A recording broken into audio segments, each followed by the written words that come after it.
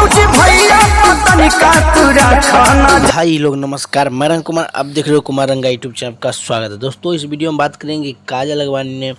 कल आप लोग बीच में एक इंस्टाग्राम पे स्टोरी लगाया था, उसमें आप लोग बीच में बहुत चीज़ लिखा था और बहुत नाजायज भी बात बोला है, लेकिन ये किसको बोला है अभी तक कंफर्म नहीं हुआ है। वो हो सकता है कि ये चिंटू पांडे को हो या खेसारी यादव का, क्योंकि बोल रहा है